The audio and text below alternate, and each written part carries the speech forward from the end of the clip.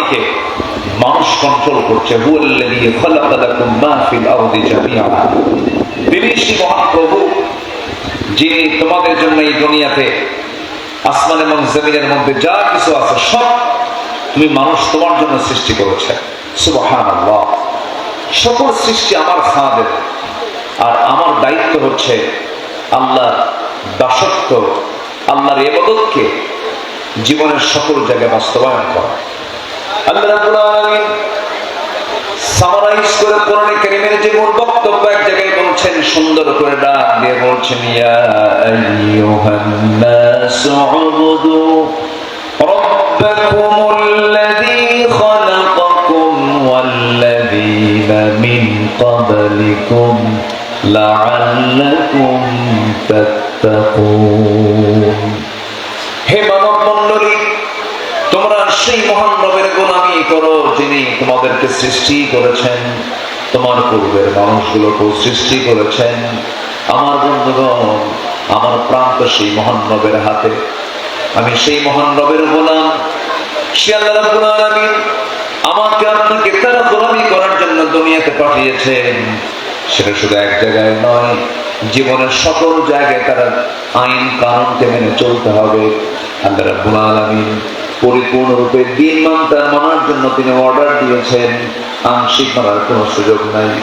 আংশিক দিন যদি কেউ মানতে চায়, দুনিয়াতে লাঞ্ছিত হবে, আখিরাতে ক্ষতিগ্রস্ত হয়ে যাবে। আফাতুমিনুনা বিবাদিল কিতাবি ওয়া তাকফুরুনা বিবাদ। কিতাবের কিছু অংশ মানবে, কিছু অংশ মানবে না, তা হবে না। ইল্লা খিজিয়ুন ফিল হায়াতিদ দুনিয়া, দুনিয়ার জিন্দেগিতে লাঞ্ছিত হবে, আখিরাতে ক্ষতিগ্রস্তদের অন্তর্ভুক্ত হয়ে যাবে। আল্লাহ রাব্বুল আলামিন আরেক জায়গায় বলছেন, উদখুলু ফিস-সিলমি কাফা, ইসলামের মধ্যে পরিপূর্ণরূপে দাখিল হয়ে যাও। নামাজে ইসলাম, সমাজে ইসলাম মানবে না। নামাজে ইসলাম ব্যাংক ইসলাম মানবে না। নামাজে ইসলাম বাজারে ইসলাম মানবে না। নামাজে ইসলাম ব্যবসা ইসলামটাকে মানবে না। তুমি তো মুমিন হতে পারো নাই, তুমি হয়েছ ভণ্ড এবং প্রতারক। ভণ্ড প্রতারক হয়েছ। তুমি নামাজ ইসলাম মানবে, নামাজের ভিতরে যদি কোনো ইমাম সূরা ফাতিহাটা আগে না বলে যদি কুলহু দিয়ে শুরু করে, কুলহু এই জন্য বললাম, অনেকে সূরা ইখলাস পারে না কিন্তু কুলহু পারে, এই জন্য কুলহু করছে। কিন্তু সূরার নাম কিন্তু কুলহু না, সূরার নাম কি? ইখলাস। তো সূরা ইখলাস দিয়ে যদি কোনো ইমাম, পৃথিবীর সেরা ইমাম যদি উনি যদি সূরা ফাতিহা না দিয়ে সূরা ইখলাস দিয়ে নামাজ শুরু করেন, আপনি কিন্তু তার ইমামতি মানবেন না। কারণ আপনি নামাজের যে পদ্ধতি সূরা ফাতিহা দিয়ে শুরু করতে হবে, এই পদ্ধতি শুরু কি করেছেন ইমাম সাহেব? শুধু সূরাটা একটু মুকাদ্দাম মুআখার করেছেন, একটা সূরা আগে দিয়েছেন আর পরে দিয়েছেন। সূরা ভুলও পড়েন নাই, সূরা নির্ভুল পড়েছেন, শুধু ফাতিহাটা পরে আর সূরা ইখলাসটা আগে দিয়েছেন। এরপরেও কি আমরা তার নেতৃত্ব মানব? মানব না। আমরা লোকমা দেব, লোকমাতে যদি উনি ঠিক হয়ে যান আমরা মানব।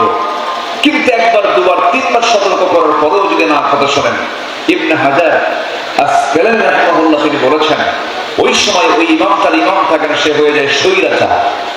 তখন ওই স্বৈরাচারের পিছনে থাকা যিনি মুসল্লি, তার দায়িত্বটা বেশি জরুরি হয়ে যায়। তখন তিনি কি করবেন?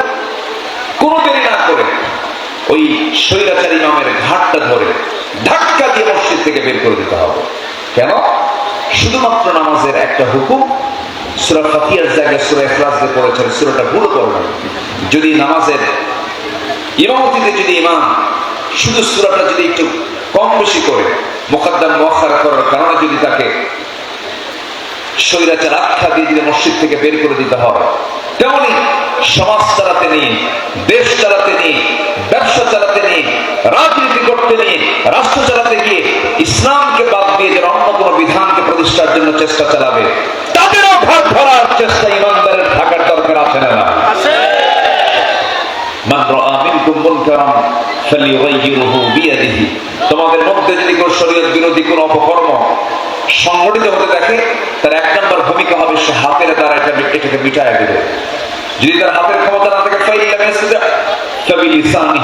মুখের কথা দিয়ে যেন তার প্রতিবাদ করে, এটাও যদি তার সমর্থ না থাকে অন্তর দিয়ে যেন ঘৃণা করে। আপনি এজ এ মুসলিম আপনি, অথচ আপনি আল্লাহর আইনকে আপনি মেনে নিতে পারছেন না। আপনি গুরুত্বপূর্ণ পদে থেকে আপনি বলছেন আপনাদের অবস্থানকে ক্লিয়ার করুন, আপনারা কি রাষ্ট্রীয় আইন চান না শরিয়া আইন চান? তাহলে রাষ্ট্রীয় আইন চান না শরিয়া আইন চান, এমন জাতীয় কথা বলা মানে নাস্তিকবাদের চেতনা লালন করা। শরিয়ার উপরে কোনো প্রশ্ন তুললে তার কি ঈমান আছে না গেছে? তার ঈমান চলে গেছে। সম্মানিত ভাই, আমার দেশে বহু নাস্তিক মুসলিম আছে। কি মুসলিম? নাস্তিক মুসলিম। আবার বলবেন হুজুর আপনারা এটা আবার কি পরিভাষা ইউজ করলেন? নাস্তিক মুসলিম। আমার দেশে তো মুসলমানের অভাব নাই, বহু মুসলমান, কিন্তু আমার দেশে নামাজি মুসলমান বেশি না বেনামাজি মুসলমান বেশি? বেনামাজি মুসলমানটাই বেশি। আমার দেশে ইমানদার বেশি কিন্তু নামাজি কম। আমার দেশে কিন্তু ইমানদারই বেশি কিন্তু নামাজি কম। এমন ইমানদার যে নামাজ পড়ে না, আবার নামাজের ব্যাপারে বললে বলে হুজুর নামাজ তো পড়িয়ে আমার কি ইমান নাই, এরকম করে প্রশ্ন করে ফেলে। আচ্ছা, আল ফারকু বাইনাল মুমিন ওয়াল কাফির তারকুস সালাহ। মুমিন এবং কাফেরের মাঝে পার্থক্য সৃষ্টি করে দেয় হচ্ছে নামাজ। একটা কাফের নামাজ পড়ে না, আর একজন মুসলমান নামাজ পড়ে। এবং আল্লাহ রাসূল বলেছেন যার উপর নামাজ ফরজ সে বাড়িতে নামাজ পড়ে মসজিদে যায় না, আমার মনে হয় এই অপরাধের জন্য ওই বাড়িতে গিয়ে আমি আগুন ধরায় দিই। নামাজ পড়ে কিন্তু বাড়িতে পড়ে, রাসূল বলছেন আমি ওই বাড়িতে গিয়ে কি ধরায় দিই? আগুন ধরায়। আমি আগুন ধরায় দিতাম যদি ওই বাড়িতে নারী আর শিশু যদি না থাকতো। বলেছেন মুহাম্মদ সাল্লাল্লাহু, তাহলে নামাজ আদায় না করার কি ভয়াবহ পরিণতি হতে পারে। নামাজ বাড়িতে পড়ে, তার ব্যাপারে যদি রাসূল এই জাতীয় কথা বলেন যে জামাতে না আসে, তার কি বলে সে যদি নামাজ নাই পড়ে তার অপরাধটা কত বড় হতে পারে।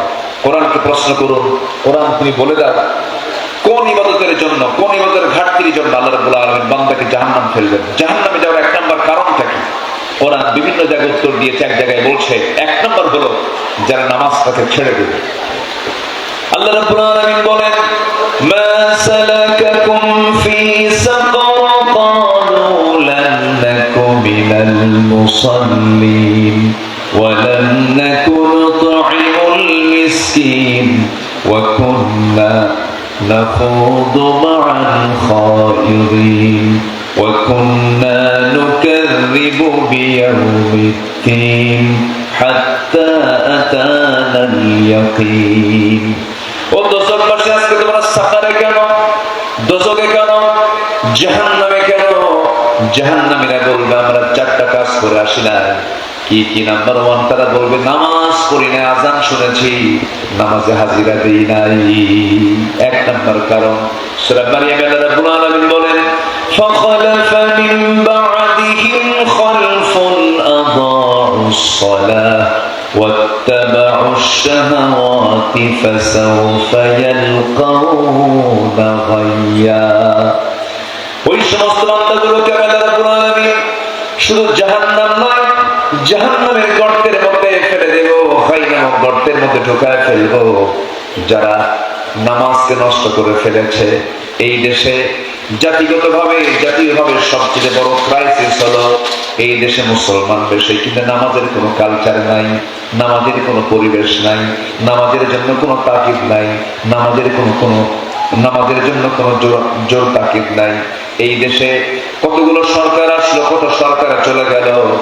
আমার বন্ধুগণ, কেউ চালাইছে 9 বছর, কেউ চালাইছে 16 বছর, কেউ চালাইছে 25 বছর, 3-4 বার 5 বার করে ক্ষমতায় আসছে, কিন্তু আজ পর্যন্ত এই জাতিকে জাহান্নাম থেকে বাঁচানোর জন্য এই পর্যন্ত ন্যূনতম যেটা গুরুত্বপূর্ণ বিষয় নামাজের আইনটা পর্যন্ত তারা পাশ করতে পারে নাই। এখান থেকে প্রমাণ হয়ে যায় নেতৃত্বে আজ পর্যন্ত যারা ছিল তারা কোনোদিন পরকালের বন্ধু আমার হতে পারে না। তারা যদি পরকালের বন্ধু হতেন, আখিরাতের যদি বন্ধু হতেন, তাহলে সকল আইন পাশ করার আগে নামাজের আইনটা তারা পাশ করত। সম্মানিত ভাইয়েরা, আমার দেশে এই 54 বছরে মাশাআল্লাহ যারা ক্ষমতায় ছিলেন তারা সুদের আইন পাশ করেছেন, মদের আইন পাশ করেছেন, বেশ্যাবৃত্তির লাইসেন্স দিয়েছেন। এরপরে কি বলবো, এই সমস্ত হারাম নিষিদ্ধ কাজের তারা লাইসেন্স দিয়েছেন। অথচ মুসলিম নেতৃত্ব থাকার পরও এ পর্যন্ত একটা প্রেসিডেন্ট আমার দেশে হিন্দু হয়নি, অন্য ধর্মের হয়নি, একটা প্রধানমন্ত্রী অন্য ধর্মের হয়নি, হয়তো বড়জোর প্রধান বিচারপতি পর্যন্ত অন্য ধর্মের হতে পারে, কিন্তু মূল যে দায়িত্ব, এই মূল দায়িত্ব কিন্তু মুসলমানের কোন একটা সন্তানই এই নেতৃত্ব দিয়েছেন। কিন্তু কেউ নামাজের বিল আনার এই সাহসটা করেননি, কারণ ওনার মধ্যে নামাজের প্রতিষ্ঠার যে চেতনা লালন করবে, কেমনে লালন করবে, উনি তো নিজেই নামাজ পড়েন না। অতএব অসৎ নেতৃত্ব, বেনামাজি নেতৃত্বের মুখে আমাদের জুতা মারা দরকার, থুতু মারা দরকার। আমরা ওগুলোকে সব বাদ দিয়ে আখিরাতকে প্রাধান্য দিয়ে আমরা আমাদের ব্যক্তিগত জীবনে নামাজকে কন্টিনিউ করব। আমরা সবার মুখ থেকে বলে উঠছি ইনশাআল্লাহ, আমরা সবাই বলছি ইনশাআল্লাহ নামাজকে আমরা কন্টিনিউ করব। আমি শুধু একটা আপনাদেরকে একটা আইডিয়া দিয়ে দেই, যেদিন আপনি দেখবেন আপনার গ্রামের যে বাসিন্দা, আপনি ওই গ্রামের মসজিদ যেদিন আপনি দেখবেন ফজর, জোহর, আসর, মাগরিব, এশা 5 ওয়াক্ত নামাজ হয়, যেদিন আপনি দেখতে পাবেন যে জোহর, আসর, মাগরিব, এশার চাইতে ফজরের মুসল্লিদের মসজিদ ভরে গেছে, আমি হলফ করে বলতে পারি সেদিন থেকে ওই গ্রামে কোনো মাদক, নেশা, জেনা, ব্যভিচার কিচ্ছু থাকবে না। কারণ নামাজ যেখানে কায়েম হয়ে যাবে সেখানে ইন্নাস সালাতা তানহা আনিল ফাহশাই ওয়াল মুনকার।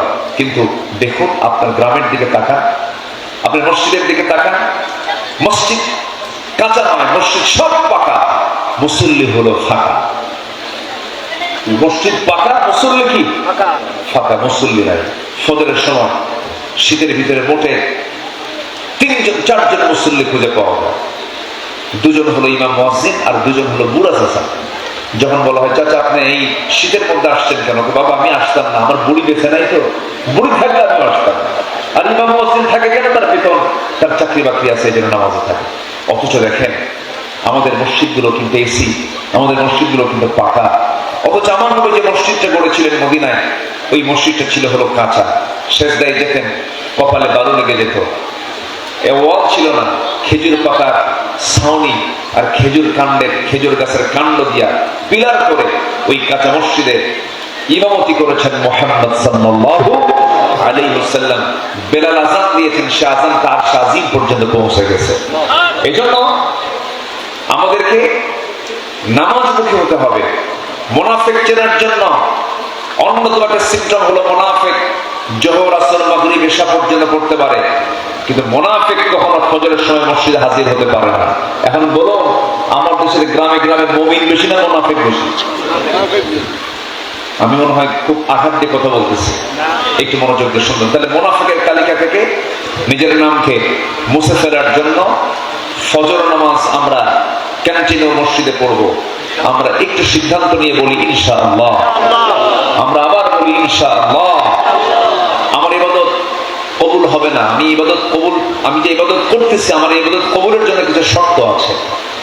সেই শর্ত মোটামুটি 10টা শর্ত যদি কেউ পূরণ করতে পারে, আল্লাহ বলছেন বান্দার সকল দাসত্বকে, সকল ইবাদতকে আমি আল্লাহ কবুল আর মঞ্জুর করে দেব। সম্মানিত ভাইয়েরা, আমি আক্ষরিকভাবে, যেহেতু আলোচনা করার মতো পরিবেশ নাই, কিন্তু আমাকে আলোচনা করার একটা পরিবেশ কমিটি দিয়েছেন, আমার অংশটুকু তারা ট্রিপল ডে থেকে দেওয়ার কারণে হয়তো আজকে আলোচনার পরিবেশটা আমরা পেলাম। এই জন্য কমিটিকে আমি আন্তরিক ধন্যবাদ জানাচ্ছি। এই সুবাদে আমি শুধু পয়েন্ট আকারে, আমরা যে ইবাদত করি এই ইবাদত গুলো যায় কোথায়, আমরা যে দোয়াগুলো করি এই দোয়াগুলো যায় কোথায়, তো এই ইবাদত কবুলের জন্য কিছু শর্ত আছে। এই শর্ত যদি আমরা পূরণ করতে পারি, আল্লাহ রাব্বুল আলামিন আমি যা বলবো, আল্লাহ আমার সবগুলো কথাই তিনি শুনবেন এবং কবুল করবেন। নাম্বার 1, মুনাফিকি বাদ দিতে হবে। মুনাফিকের সরল একটা সংজ্ঞা হচ্ছে যাদের মুখ, যাদের জবান এবং ভিতরটা 2 রকম, যাদের মুখে মিথ্যা কথা, ওয়াদা ভঙ্গ করে, বাজে কথা বলে, অন্তর একরকম মুখটা আরেক রকম, এই জাতীয় লোক নামাজ পড়তে পড়তে কপাল কারো করুক, হজ করতে করতে ফকির হোক, দান করতে করতে সে মিসকিন হয়ে যাবে, কিন্তু আল্লাহর দরবারে তার দোয়া মঞ্জুর হবে না। কারণ সে ব্যক্তি হচ্ছে মুনাফিক। তার জবান ঠিক না, সে মিথ্যা কথা বলে। মিথ্যুক কখনো জান্নাতের বাসিন্দা হবে না, মিথ্যুককে আল্লাহ পাক জাহান্নামের বাসিন্দা করবেন। এরকম বহু কথা আল্লাহ পাক বলে দিয়েছেন। যেরকম মুনাফিককে চেনার জন্য সূরা মুনাফিকুনের শুরুতেই বলেছেন ইন্নাল মুনাফিকিনা লাকাযিবুন, মুনাফিকরা হলো সবচেয়ে বেশি মিথ্যুক হয়ে থাকে। এজন্য মিথ্যা কথা বলার যদি কোনো অভ্যাস থেকে থাকে, আজকের থেকে আমরা এই অভ্যাসটা ছেড়ে দেব। মুমিনের কাতারে আমার নামটা হয়ে যাবে। মুনাফিকের কাতার থেকে আমার নামটা মুছে ফেলার জন্য একটা বদগুণ ছাড়তে হবে, সেটা হচ্ছে মিথ্যা কথা আমরা বলবো না। দুঃখজনক হলো সত্য, এই পর্যন্ত সবচেয়ে বেশি মিথ্যা কথা বলতে দেখেছি হলো এই দেশের নেতৃত্বে ক্ষমতায় যারা এ পর্যন্ত ছিল, তারা সবাই সবচেয়ে বেশি বেশি মিথ্যা কথা বলেছে। আমরা প্রতারিত হয়েছি, আমরা প্রতারিত হতে চাই না। মুনাফিকের সমস্ত চালচলন যারা করবে তাদের নেতৃত্ব আমরা মানবো না, মুনাফিককে আমরা বাদ দেব। অনেক লম্বা লম্বা কথা ছিল, মুনাফিকদের অনেক ইতিহাস ছিল। আমার নবীর পিছনে নামাজ পড়তো মুনাফিকরা, কিছু মুনাফিক ছিল, মুনাফিকরা রাসূলের পিছনে অনেক ডিস্টার্ব করেছে। মুনাফিকরা রাসূলের পরিবার অশান্তি সৃষ্টি করে দিয়েছে। ইফকের ঘটনার মতো এই একটা নিকৃষ্ট একটা নোংরামি আচরণগুলো করেছে, যেটাকে আমি অনেক আলোচনা সময় নিয়ে ব্যাখ্যা সহকারে বলার সুযোগ ছিল। কিন্তু আমি তো মনে হচ্ছে, আমার কাছে এখন মনে হচ্ছে আমি আপনাদেরকে এত সময় দিয়ে কষ্টের মধ্যে ফেলে দিচ্ছি কিনা, এত কষ্ট পাচ্ছেন। এই জন্য আমি কোনো কষ্ট নাই, শুনতেছেন সবাই? আমার 28 বছরের মাহফিলের ইতিহাসে আজকে একটা বিচিত্র ইতিহাস, একটা নতুন ইতিহাস আজকে সৃষ্টি হলো। সামনে শ্রোতা নাই, কিন্তু সাইডে সব শ্রোতা। নামাজের মজা কখন পাওয়া যায়? সামনের কাতার পুরো করুন, কাতার সোজা করুন। তো কাতার সোজা হলে এবং কাতারটা শৃঙ্খলাবদ্ধ হলে তখন সৌন্দর্যের ফুটে ওঠে। আজকে তো একটা বিচ্ছিন্ন অবস্থা। তো এই জনসভার এই চিত্র, এখন জনসভার চিত্রে তাফসীর মাহফিলের যে সৌন্দর্য, সেই সৌন্দর্য ফুটে ওঠানো একটু হলেও কঠিন হয়ে পড়ে। সম্মানিত ভাইরা, নাম্বার 2 হচ্ছে নামাজে অলসতা যারা দেখাবে তাদের কোনো ইবাদত কবুল হবে না। নামাজ পড়ে আবার পড়ে না, নামাজ ধরে আবার ছেড়ে দেয়, নামাজ নামাজে দাঁড়ায় কিন্তু হেলে দুলে দাঁড়ায়, এই সমস্ত নামাজ আল্লাহর দরবারে মঞ্জুর হবে না এবং তার কোনো ইবাদত কবুল হবে না। বরঞ্চ তার ব্যাপারে আল্লাহ পাক ধ্বংস কামনা করেছেন। আল্লাহ রাব্বুল আলামিন বলেন ফাওয়াইলুল লিল মুসাল্লিন আল্লাযীনা হুম আন সালাতিহিম সাহুন আল্লাযীনা হুম ইউরাউনা ওয়া ইয়ামনাউনাল মাউন। নাম্বার 3 হলো আল্লাহ এবং রাসূলের চরম অবাধ্যতা এবং সীমালঙ্ঘন যারা করবে, আল্লাহ রাব্বুল আলামিন তাদের কোন ইবাদত কবুল না করে কি করবেন? আল্লাহ রাব্বুল আলামিন বলছেন ওয়া মাইয়াসিল্লাহা ওয়া রাসূলাহু ওয়া ইয়াতাআদ্দা হুদুদাহু ইউদখিলহু নারান খালিদান ফিহা ওয়া লাহু আযাবুম মুহিন। জীবনের সকল জায়গায় দুটো আনুগত্য নিঃশর্তভাবে করতেই হবে প্রত্যেক ইমানদারকে। একটা হচ্ছে আল্লাহর, নাম্বার 2 হচ্ছে মুহাম্মদ সাল্লাল্লাহু আলাইহি ওয়াসাল্লামের। এই ক্ষেত্রে কোনো শর্ত আরোপ করা যাবে না, 16 আনুগত্য করতে হবে।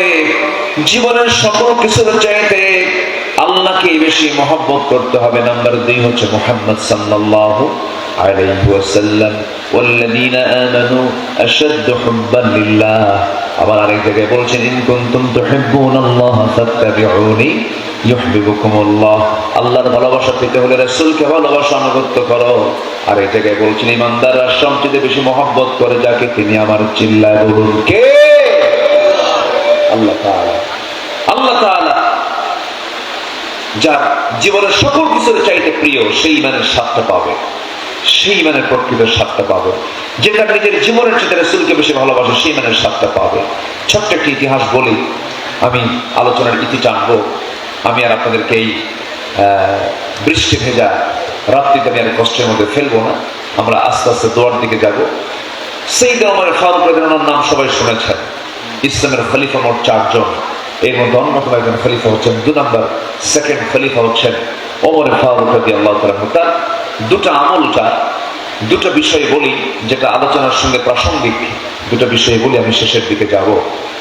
সাইয়েদনা ওমর ফারুক সারা জীবন দোয়া করতেন, আল্লাহ তুমি আমাকে শহীদ মৌত দিবা, আর নবীর শহরে আমার মৃত্যু দিবা, এই মদিনায় আমার মৃত্যু দিবা। কিন্তু তিনি যখন খলিফাতুল মুসলিমিন, তখন এই দোয়াটা ভৌগোলিক ভাবে এটা তার দোয়াটা ফেভারে আসতেছিল না, কারণ ওই সময় মদিনা, কেন মদিনার আশেপাশে যুদ্ধ হওয়ার কোন সম্ভাবনা ছিল না, নাই, কারণ বিজয় হয়ে গেছে, তাবুক হয়ে গেছে, খন্দক হয়ে গেছে। সেই কি বলে, শুধু 200-300-400 মাইল এরিয়া পর্যন্ত ইসলামের বিজয় হয়ে গেছে, তিহামা অঞ্চল পর্যন্ত ইসলাম পৌঁছে গেছে। সেই সময় ওমর ফারুক দোয়া করছেন, আল্লাহ তুমি আমাকে শহীদ মওত দাও, আল্লাহুম্মা রযুকনি শাহাদাতান ফি সাবিলিক ওয়াজআল মাউত ফি বালাদি রাসূলিক। কিন্তু আল্লাহ কি ফয়সালা, আল্লাহ পাক তার এই দোয়াটাও কবুল করে নিয়েছেন, সুবহানাল্লাহ। তিনি যখন মারা যাবেন, তার ইন্তেকালটা হয়েছিল হলো নামাজরত অবস্থায়। তিনি ফজর নামাজ পড়ানোর জন্য তার বাড়ি থেকে বের হলেন, মসজিদে নববীতে পৌঁছে গেলেন, নামাজ শুরু করলেন। নামাজে দাঁড়ানো ওমর ফারুক দ্বিতীয় রাকাতে রুকুতে যখন চলে গেছে, একজন আততায়ী জালিম এসে ডান দিক থেকে তার পেটের মধ্যে বিষাক্ত চাকু ঢুকায়া দিল। বিষাক্ত চাকু ঢুকায়া দিয়া ওমর ফারুক রাদিয়াল্লাহু আনহু নামাজকে নষ্ট করে দিল। ওই অবস্থায় তিনি উঠে দাঁড়াইয়া নিজেকে সেভ করার চেষ্টা করলেন, পারলেন না। সঙ্গে সঙ্গে করলো কি, ওই জালিমটা আমার চাকুটা বের করে তার তল পেটে দুটো আঘাত করে ফেললো। ওমর ফারুক রাদিয়াল্লাহু আনহু ওই যে সেন্সলেস হয়ে জমিনে পড়ে গেলেন, আর তিনি উঠতে পারেন নাই, অজ্ঞান হয়েছিলেন কয়েক ঘন্টা। এবার ওমর ফারুক রাদিয়াল্লাহু আনহু যখন সেন্সটা ফিরল, কয়েক ঘন্টা পর যখন তিনি হুঁশটা ফিরে পেলেন, জ্ঞানটা যখন ফিরে পেলেন, সেই সময় সকাল হয়ে গেছে, সূর্য উঠে গেছে। তিনি সেন্স ফিরে পাওয়ার সঙ্গে সঙ্গে সামনের দিকে তাকায় দেখেন তার সন্তান আব্দুল ইবনে ওমর বসে আছেন, চোখের পানি ফেলে ফেলে কাঁদতেছেন। বলছেন, আব্দুল্লাহ কাঁদো কেন? আমার জন্য কান্না করার দরকার নেই তোমার, কারণ তোমার পিতা ওমর ফারুক কিছুক্ষণের মধ্যেই শহীদের মর্যাদা নিয়ে দুনিয়া থেকে বিদায় নেবে, কারণ ওমর সারা জীবন যে দোয়াটা করেছেন আল্লাহ রাব্বুল আলামিন সেই দোয়া আমার কবুল করে নিয়েছে। আমি শহীদ হয়ে যাব, আমি যে কোনো মুহূর্তে ইন্তেকাল করব। আমাকে যে আঘাত করেছে আবু লুলু মাজুসি, সে অগ্নি পূজক ছিল, সে মুসলিম পরিবারের কেউ না, আমি নিশ্চিত শহীদের মর্যাদা পেয়ে যাচ্ছি। আব্দুল্লাহ আমার জন্য পানি আনো তো। পানির প্রয়োজন, এক গ্লাস পানি তার জন্য আনা হলো। এক গ্লাস পানি তিনি হাতের মধ্যে নিয়ে বলছেন, আব্দুল্লাহ আমার কলিজার টুকরা সন্তান, এক গ্লাস পানি আনছো কেন? আব্বা আপনার তৃষ্ণা পেয়েছে, পানি পান করুন। তিনি বলছেন, আমার কলিজায় এক ফোঁটা পানির কোনো তৃষ্ণা নেই, আমার সবচেয়ে বড় তৃষ্ণা হলো আমি ফজর নামাজ শুরু করেছিলাম কিন্তু শেষ করতে পারি নাই, ফজর নামাজ এখনো হয় নাই, ওযুর পানি এনে দাও, ওযুর পানি এনে দাও, ওযুর পানি এনে দাও। বড় ওযু বানালেন, বুড়ি বের হওয়া, নামাজ পড়বেন কেমনে? কোমরে গামছা বাঁধলেন, দাঁড়িয়ে পড়বেন, নামাজ পারলেন না, বসে পড়বেন তাও পারলেন না, ইশারা করে তিনি ফজর নামাজটা পড়ে নিলেন। এরপর তিনি দুনিয়া থেকে বিদায় নেবেন। এমন সময় সন্তান কাঁদতে কাঁদতে বলছে, বাবা তোমার জন্য ডাক্তার এনেছি। ডাক্তার হাজির হয়ে বলছে, আমিরুল মুমিনিন আপনি এক গ্লাস দুধ পান করুন। এক গ্লাস দুধ তাকে দেওয়া হলো, দুধ পান করলেন, কিন্তু দুধগুলো পেটে থাকলো না, সব ফুটোতে বের হয়ে গেছে, পেট দিয়ে সব বের হয়ে গেছে। ডাক্তারকে দেখে বলছেন, বুঝতে পেরেছি আমরা আমিরুল মুমিনিনকে বেশিক্ষণ আর রাখতে পারবো না, তিনি ইন্তেকাল করবেন। ওমর ফারুক মুস্কি মুস্কি হাসি মেরে বলছে, ডাক্তারের হাকিম তুমি আমাকে বাঁচাবা কেমনে? কারণ নাকের ভিতরে ওমর জান্নাতের ঘ্রাণ পেয়ে গেছে, নাকের ভিতরে আল্লাহ পাক তাকে জান্নাতের ঘ্রাণ ঢুকায় দিয়েছেন। আল্লাহু আকবার। ওমর ফারুক রাদিয়াল্লাহু আনহু এবার সন্তানকে ডাক দিয়ে বলছে, আব্দুল্লাহ আমি মারা যাব, যে কোনো মুহূর্তে আমার ইন্তেকাল হয়ে যাবে। আব্দুল্লাহ আমি তোমাকে বলতে চাচ্ছি, আমার জীবনের বড় শখ হলো 2 বছর আগে আমার ভাই আবু বকরকে নবীর কবরের পাশে তাকে শোয়া দিয়েছি। আমার বড় শখ, আমি নবীর পাশে ঘুমাতে চাই। কিন্তু আবু বকর সহজে জায়গা পেয়ে গেছে, তার মেয়ের জায়গা। কিন্তু আমি বড় শখ করে আমি তোমাকে বলতে চাচ্ছি, তুমি এই মুহূর্তে আমার প্রস্তাবনা তুমি আম্মা জান আয়েশার কাছে গিয়ে বলো। আম্মা জান আয়েশার কাছে গিয়ে যখন তার কলিজার টুকরা সন্তান গিয়ে যখন প্রস্তাব আকারে বললেন, আমার বাবা আপনার কাছ থেকে জায়গাটা ভিক্ষা চায়, খুব তার আবদার। এবার আম্মা জান আয়েশা সিদ্দিকা কাঁদতে কাঁদতে বলছেন, এত বড় একজন ব্যক্তি অর্ধ জাহান্নামের খলিফাদের মুসলিম আমার কাছে সামান্য একটা জায়গা চাচ্ছে, আমি আয়েশা আমার কবরের জায়গার অংশটুকু আমি তাকে দিয়ে দিলাম। রাসূল প্রতি রাসূল মুহাম্মদ, নবীর আনুগত্য, নবীর প্রতি চরম আনুগত্য, তার প্রতি চরম ভালোবাসা যার মধ্যে থাকবে সেই ঈমানের স্বাদ পেয়ে যাবে। নামাজের মধ্যে যে তৃপ্তি পাবে সেই ঈমানের স্বাদ পেয়ে যাবে। এই সমস্ত বিষয়গুলো যার মধ্যে থাকবে না তার ইবাদত কবুল হবে না। নাম্বার 4 হলো আল্লাহর সঙ্গে যারা শিরিক করবে তাদের কোনো দোয়া কবুল হবে না, ইবাদত কবুল হবে না। সামনে পিছনে যারা পরনিন্দা করে বেড়ায় তাদের কোনো দোয়া কবুল হবে না, ইবাদত কবুল হবে না। ওয়াইলুল লিকুল্লি হুমাযাতিল লুমাযাহ। নাম্বার 6 হলো আল্লাহকে যারা ভুলে থাকবে, মন্দ কাজের যারা আদেশ করবে তাদের কোনো ইবাদত কবুল হবে না। আমার দেশে ডাবল স্ট্যান্ডার্ড মার্কা কিছু নেতা আছে, একই নেতা মাহফিল কমিটির সভাপতি, আবার একই নেতা যাত্রা কমিটির সভাপতি। এই সমস্ত অপকর্মের সঙ্গে যারা জড়িত তাদের কোনো ইবাদত কবুল হবে না। নাম্বার 7 হলো শয়তানের যারা পদাঙ্ক অনুসরণ করবে তাদের কোনো ইবাদত কবুল হবে না। আপনি ইমানদার কিন্তু আপনি শয়তানের যে হুকুম আহকামগুলো আপনি বাস্তবায়ন করার চেষ্টা করছেন।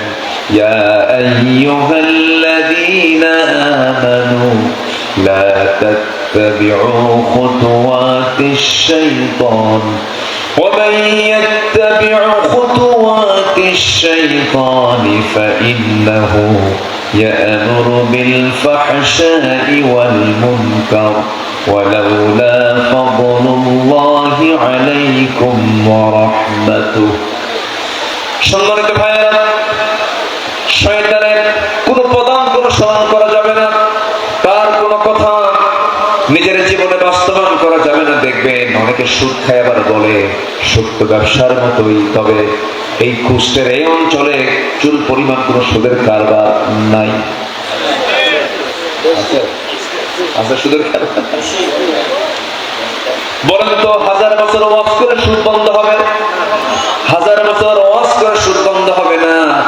এইরকম আপনাদের আসনের মুফতি আমির হামজার মতো যদি 300টা আসনে যদি 300টা এমপি যদি নির্বাচিত হতো, সুদ একদিনেই বন্ধ হয়ে যেত। ঠিক কিনা? একদিনে বন্ধ হয়ে যেত। কিন্তু সুদের পক্ষে বেশি না যাকাতের পক্ষে আমার দেশে লোক বেশি? কোনটা বলে?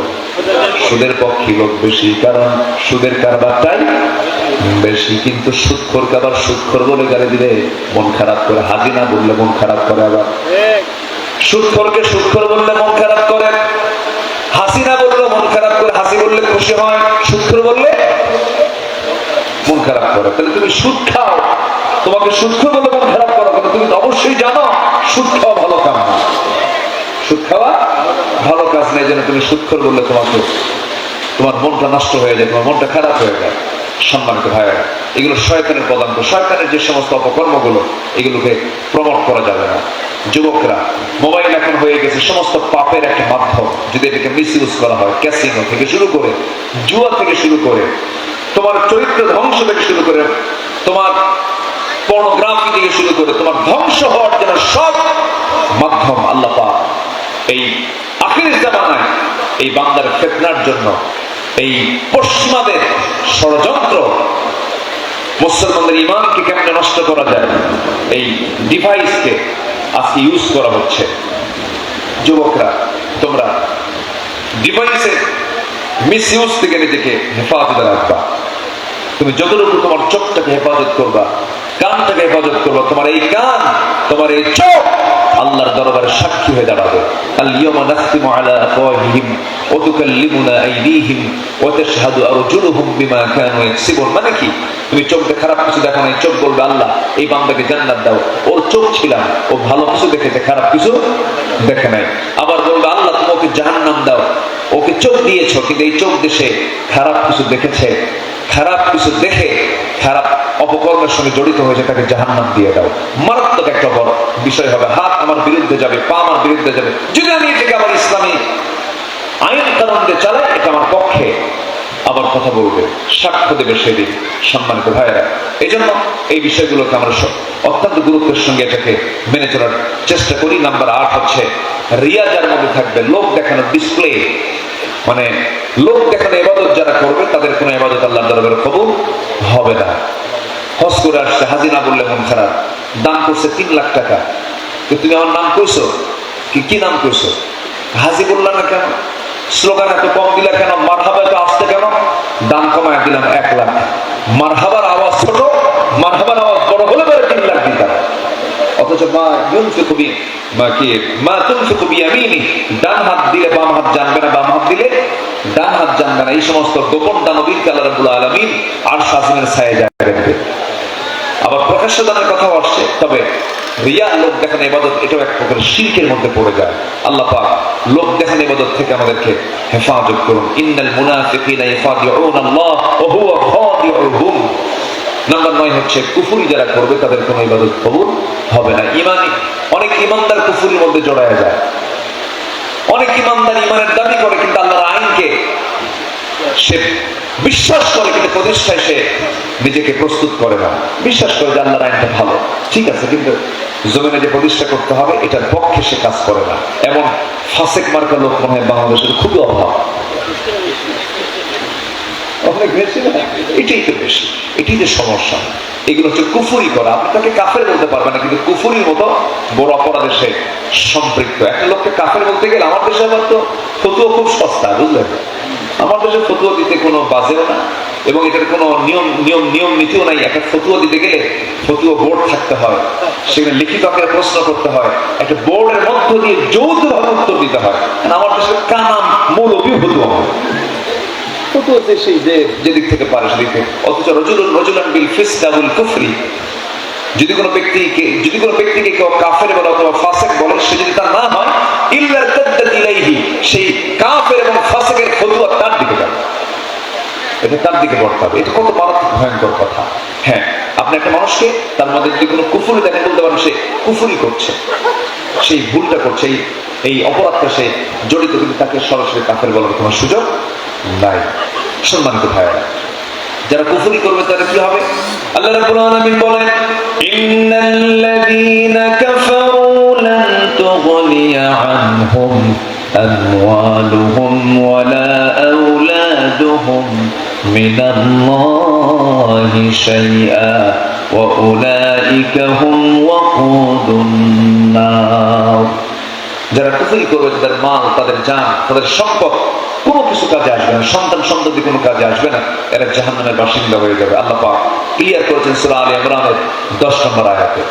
নাম্বার 10, যারা আল্লাহর সঙ্গে মিথ্যা দৃঢ় অঙ্গীকার করে আবার তা অবজ্ঞার সঙ্গে যারা ভঙ্গ করবে, আল্লাহ পাক তাদের কোনো ইবাদত, আল্লাযীনা ইয়ানকুদুনা আহাদাল্লাহি মিন বা'দি মিসাকিহি, যারা এই অঙ্গীকারকে ভঙ্গ করবে, আল্লাহ রাব্বুল আলামিন তাদের কোনো ইবাদত কবুল করবেন না। এই 10 প্রকার অপকর্ম থেকে আমাদেরকে বেঁচে এই 10টি শর্ত পূরণের মধ্য দিয়ে আল্লাহ পাক আমাদের ইবাদতকে কবুল ওয়ালা ইবাদতের সঙ্গে আল্লাহ পাক যেন কবুল করে নেন।